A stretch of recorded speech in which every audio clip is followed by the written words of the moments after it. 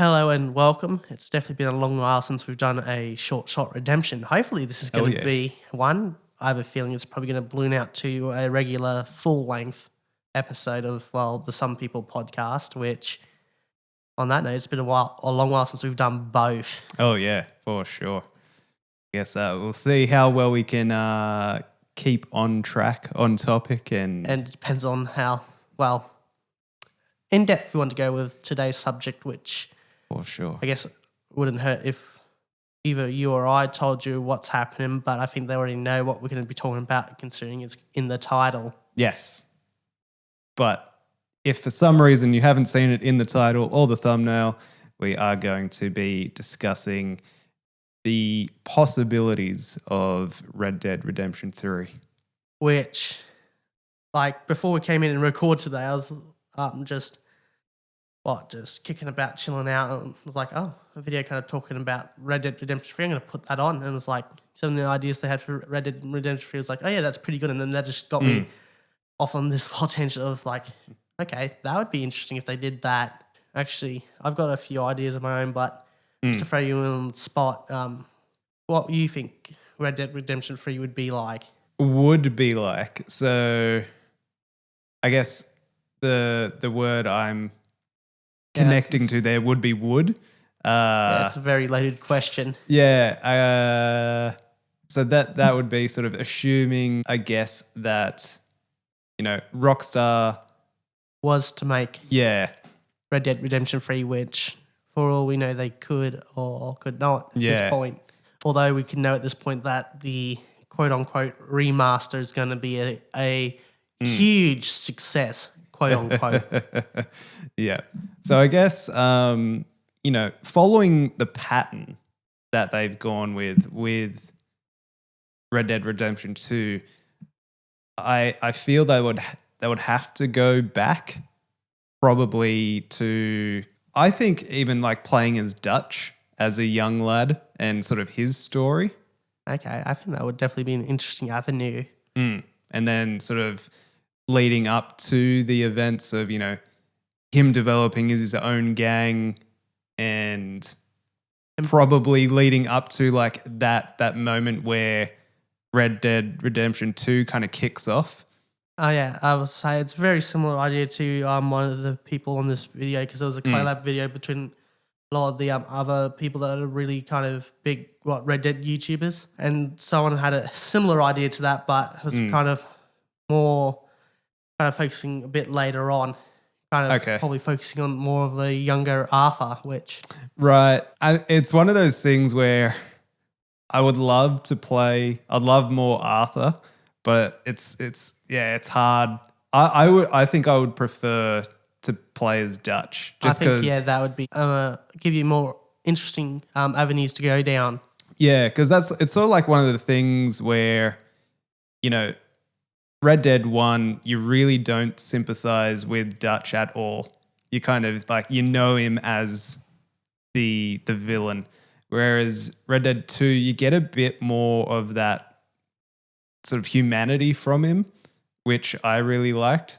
So it'd be interesting to see whether he was always that way, like always a leader, always, had this vision that he's spouting about throughout Red Dead Redemption 2, or if that was developed over time. So kind of like the Stalin's cult of personality. Yeah, I guess so. Yeah, something along those lines. Although, just to kind of ruin the flow a bit here, but if I remember to put it in the description, I'll link the video that kind of gave me the idea to do this video, because there's some ideas that I probably won't get to kind of getting my thoughts on, but there's some ideas that I was like, I wouldn't mind going with this idea and making a few tweaks, although I'm probably going to, just because of the length, be speaking in broad strokes. Yeah, for sure. Like, one of the ideas I really like is actually going back a fair bit and actually kind of going back to, either very late US Civil War or very early Reconstruction. So that's like...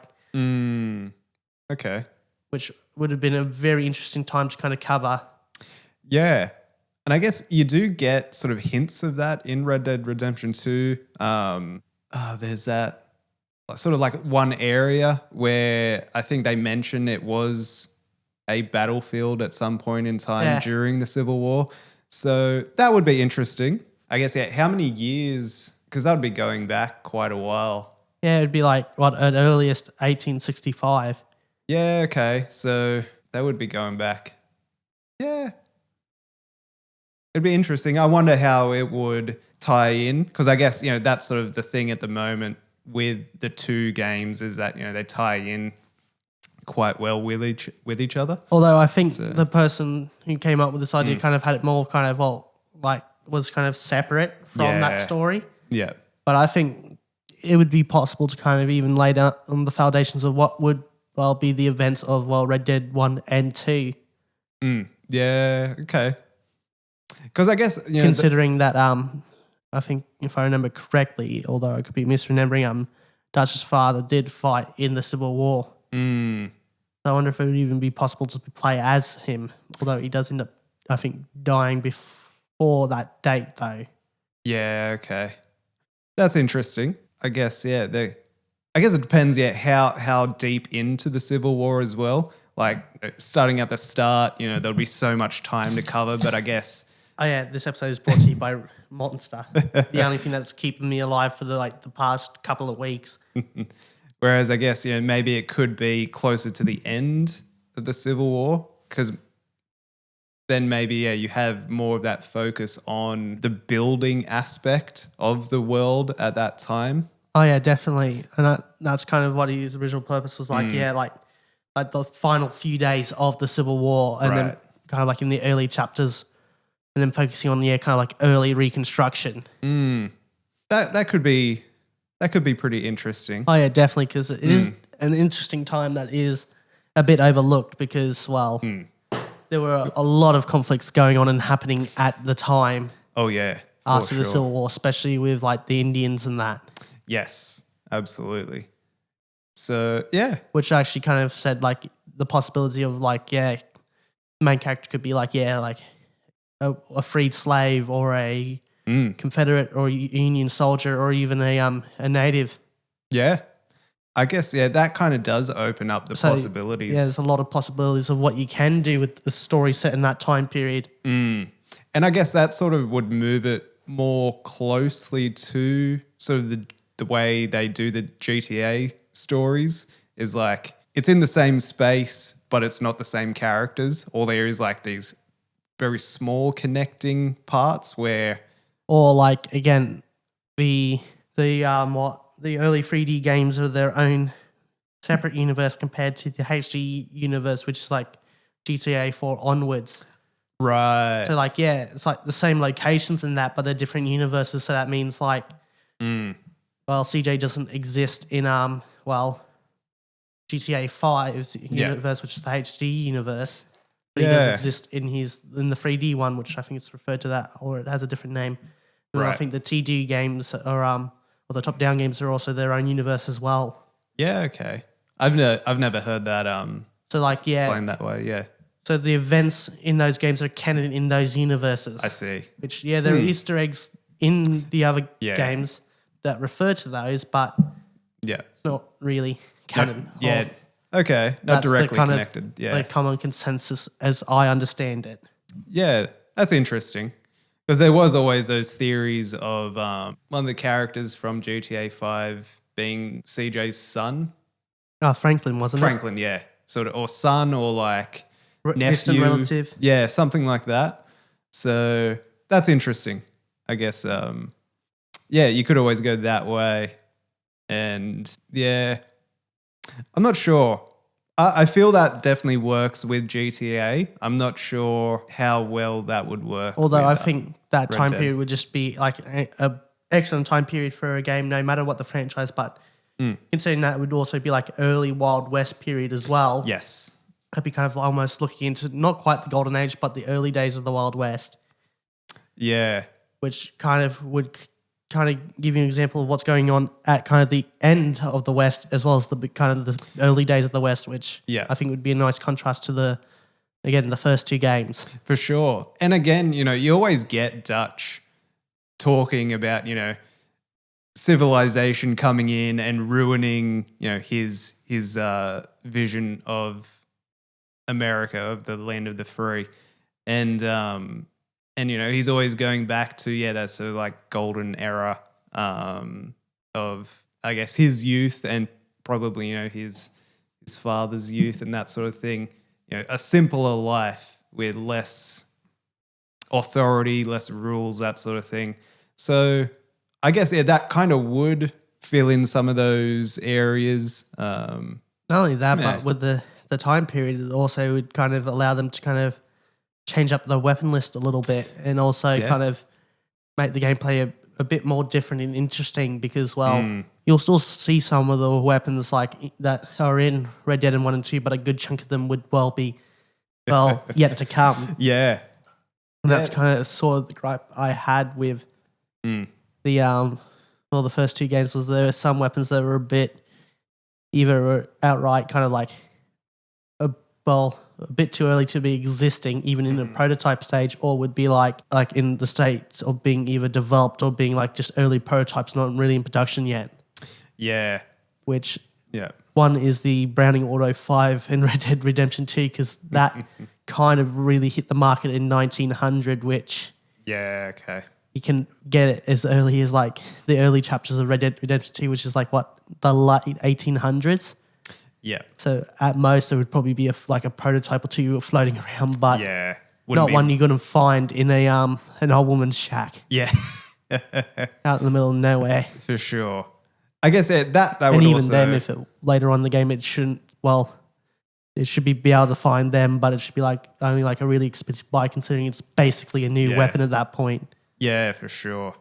I guess that would also change up the gameplay quite a bit as well. I feel there would probably be more opportunity for like survivalist sort of stuff, like being more present in the game. I think, rather than sort of like a choice, like you can, rather than just having the choice of going down more the survivalist route, like that, I feel would have to be a much larger part. Oh yeah, that would have to be like a heavy focus, because at this time there wouldn't be really much civilization out in that region. Yeah. There'd like be a few towns here and there. Yeah.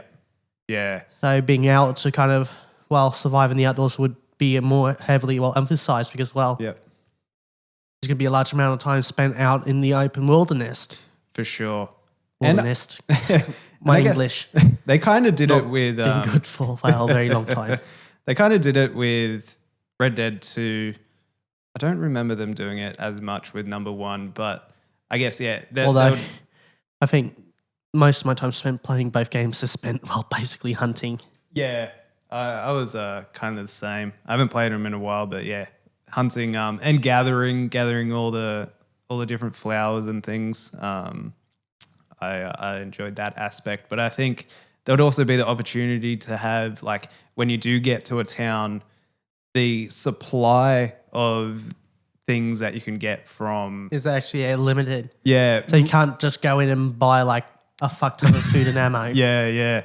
And also like the different types of things that you could get in different areas. Like they kind of did that, but I think that would even be more. I think they really more did that in 1 than 2. Like I know like to buy certain weapons from gunsmiths, like certain guns were available at certain gunsmiths only. Yeah. But I think they did the same thing with the horses, but usually in Red Dead 2 I didn't really bother. I just went straight to what's the snowy region? I think it's the Grizzlies or West Elizabeth. Yeah. And go on and just got the White Arabian once that becomes available to get. Yeah. Which you can basically get as soon as you start chapter 2. Pretty much, yeah. So which I think there's people that say it's not really the best horse, but it's like probably one of the best, if not the best horse you can get out in the wild.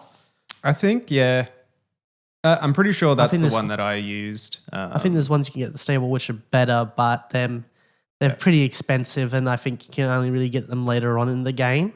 Yeah, so definitely talking early game, the White Arabian is pretty good choice. I think it's still a really good choice late game too. I think so too, yeah. Cool. What are some of the other... Says that finds it hard to spend $600 on a horse. Would easily spend like a couple grand on a gun, but that's me. I think I can say I'm an avid gun nut. Yes. What are some of the other theories that they pushed in the video that you watched? Well, they kind of pushed one that I think was been around since Red Dead 1, which I kind of talked to you about before we did record. Yep. And that was kind of continuing with Jack Marston after the events of Red Dead Redemption 1, with him potentially being drafted into the US Army and fighting the First World War, which this one I kind of was like, I had issues with. Yeah. Because I don't think he would have a birth certificate or would really show up on any census. So for all the US government really knows, he doesn't exist, basically. That is a pretty great point. So it would be kind of the only way you would join is if he was to sign up, basically. Yeah. Because I guess, my thought process would be that even if he was conscripted, I kind of feel just him and sort of his father's legacy, I guess, the legacy of the gang would make him not want to go anyway, and like him. And not only that, but I don't think Red Dead Redemption in the trenches doesn't sound like it would be a good experience or an experience you could make really enjoyable, or even have it feel like a Red Dead experience. I think you could go that way, but you'd probably have to. It would, at that point, start to feel a bit more like Call of Duty then. Yeah, that's what I was going to say. And I think you'd probably have to skip quite a lot of the time. So I think maybe you would play as him leading up to it, and maybe there's a little bit of gameplay during the war. Would basically just make sense considering the US got involved in 1917 but didn't really kind of start to fight until 1918. Yeah. So maybe you skip those Which at that point, years. all he has to do is fight for a month or two and not even the war's over, basically. Yeah. Which, I guess so. Yeah, having that being like, oh yeah, you get to go fight in the trenches. Yeah, that wouldn't be a good selling point because it'd only be like a small portion of the story. Yeah. Not unless you want time to crawl. Yes. And so then I guess the story might be more focused on him returning from the war then and sort of like building his life afterwards. Although there was another person who had a kind of that same idea but a different variation of it. Instead of focusing on that, kind of going a bit further in time until, the Prohibition era. Yeah. Which at that point, the Wild West and outlaws and that's kind of dead, but then you got, Prohibition, so Al Capone and, again, early organised crime. Yeah, moving into the gangster era. That would be... And it'd be interesting to kind of see, someone who's kind of grown up as an outlaw kind of going into this new world. Yeah. And I guess, that is kind of like the world he knows, so it wouldn't be too far-fetched for him to kind of slip into that style of organised crime as well. I wonder if a lot of the younger outlaws kind of actually ended up becoming, joining these, mafias and, gangs and that. Possibly. I guess... it's not the same set of skills, but the skill set does have some overlap. Yeah. I guess, because I guess within America at that time, it was definitely more the sort of the Italian mafia was kind of the prominent ones, but then in the background or in the shadows, you do have the Irish coming in. So, and there is a lot of connection between the gang members and the Irish at the time. So I don't think I think that could work. I think but kind of focusing on Prohibition era would be more interesting than kind of him serving in the trenches. Yeah. I think it would be a nice, interesting kind of piece to kind of flesh out what kind of happened between the events of Red Dead 1 and 3, having the possibility that he did serve, but even then I'd feel a bit iffy about it. Yeah, I think so too. I think, I guess the only thing as we are talking about it, it does remind me a lot of the TV show Boardwalk Empire. That's pretty much exactly what we're talking about. 'Cause one of the main characters is a veteran who returns, and he's a young man, and it's kind of part of the story is him, or at least season 1 is him, moving sort of like this conflict between trying to get a job after the war and basically making peanuts.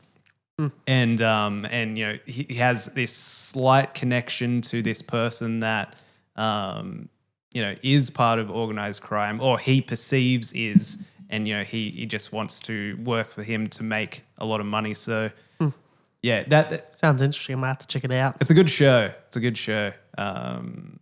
HBO, I think, or AMC, one of them. Yeah, one of the two. One of the two.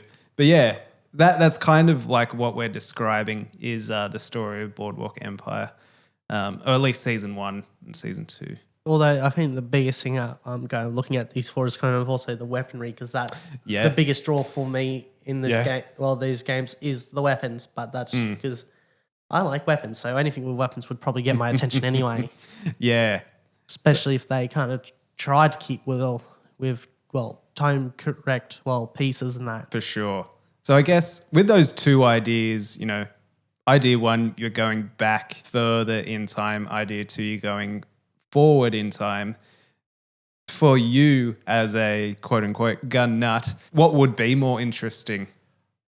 It's really tough because both are kind of like at an interesting point in development of weapons, because you kind of moving from especially like around again Civil War going into Reconstruction, you kind of moving away from like your traditional muskets and early rifles and that to more what would resemble more modern firearms. Yeah, okay. Like, don't get me wrong, there have been weapons that kind of resemble more modern firearms that have existed before that, but never really either saw massive popular use or were only like kind of, again, one-off trial rifles. Like a good example, and it's one that I wish kind of got more representation in games, but there's not really games that focus on that time period, would be the Ferguson rifle, which is an early example of a military trying out a breech-loading rifle. Right, okay. So I think of it as a kind of primitive Remington rolling block. Yeah, right. Interesting. It's actually not the greatest example because, both are like breech loaders, but the mechanisms are completely different. Because the best way to describe the way the Ferguson rifle works is kind of similar to the I'm trying to remember the type of breech on naval guns. I think the Welland type breeches, which are like screw breeches, and that's what it was basically was. It was just a threaded screw on the back end of the musket. I think it was a rifle because it had a rifle barrel, so it makes it a rifle. Yeah, and you just unthreaded it, opened it up, put it around in, closed it, and threaded it shut, and then ready to go. Basically, I think there's a bit more to it, but I'm just dumbing it down because it's been a while since I looked up on it. Yeah, but it was again an early example of a breech loader. Interesting. I think it probably would have gotten adopted had the guy the rifle's named after wasn't killed at I can't remember the name of the battle, but it was one of the battles during the American War for Independence. Okay. Yeah, right. Which kind of shows you how far back that attempts were made, or like again what would kind of be closer to more modern weapons. Yeah, interesting. And then I guess although this guy had a bit of an interesting career, I think he was present at a couple of the big battles of the American War for Independence. Yeah, right. Like the one that I can confirm he's at off the top of my head was the Battle of Bunker Hill. Yeah, okay. Which he wasn't killed at. I think it was a couple of battles after that. Interesting. And I think his death kind of led to the end of of course, the program of them kind of testing it out, and that to kind of peter out and never really getting adopted. But you got other weapons kind of like that even later on. And even I think earlier than that, there were one-off private examples of kind of doing stuff like that. Right. Which there's not really a lot of information on, and they're pretty obscure because, they're basically one-off handmade weapons. Yeah, that'd be interesting. But then, although at this point, this is where weapon designs kind of really start to take off. There have been weapons a bit before that kind of for example, you can see the volcanic pistol, which was the 1850s, which is basically what eventually became the iconic Winchester lever action rifles. Came to being. Yeah. Which there was also a lot of interesting kind of weapons that didn't see widespread adoption during the American Civil War, but were definitely ahead of their time. And actually, a lot of these weapons do appear in I think both the first and second Red Dead Redemption games, like the Spencer carbine, which is the first repeater, well, the starting repeater in Red Dead Redemption 2. Yeah, yeah. And its mechanisms, again, pretty interesting because it is a bit of a pain to operate because you have to, again, bring the hammer back, then operate the lever. Yeah, okay. Yeah. And then also, again, the magazine chip was in the stock of the gun, which is a bit unusual considering the way that, again, lever guns went. But again, it was kind of not quite the first of its kind, but kind of the first adopted. Right. Although, well, close to being well adopted. Like, I think there were a few Henrys that would have been like purchased and that by officers and that, but not really considered for adoption. Yeah, okay. Which that basically became the Winchester lever rifles as we know them. Yeah. Interesting. Which, again, the Henry also appears in Red Dead Redemption 1 and 2, I believe. I can confirm 2, but I'm not sure about 1. It may have. Yeah, I don't remember. I'm not sure if it's I think it's the early Winchester lever action rifle that appears in both. Right. Which is basically just, the Henry, but with the King gates, King's loading gate pattern. Oh, okay. Right. Which is that, iconic side loading gate. Yeah. Other than that, it's kind of basically identical to a Henry. Interesting. Cool. And I guess on the other spectrum, then you get all the innovation after World War One. Again, you're getting early SMGs, which some of the most iconic SMGs are early ones, like the Thompson. Yes. So there's I think that's a bit later on in Prohibition. Yeah. Although I can't quite remember when Prohibition started. Although I'd say if we're going to do like the Prohibition era, it would be like mid-20s. Yeah. I think it would have been, I believe, mid to late 20s is Prohibition. Because you do get, that sort of boom, what they call, the roaring 20s. Oh, yeah, definitely. You'd have to have some of that and then obviously... Not only that, but you also get some of, my opinion, I think in a lot of people's opinion, iconic firearms to play around with, like the 1911, which... Right. Yeah, let's go. Interesting. Anything by John Moses Browning is pretty good. Right. Oh, John Browning. I'm not sure. I think his middle name was Moses, although I'm thinking of the other John Brown. Not sure. Not to confuse with John Browning, which... That is a completely... different story for another day. Cool. Not only that, but also you get stuff like this, the 1903 Springfield, but I think that was in the first game. Yeah, I think it was. All right, so we sort of covered, where the story could go, bringing it, before the events of Red Dead 2 and then sort of after the events of Red Dead 1.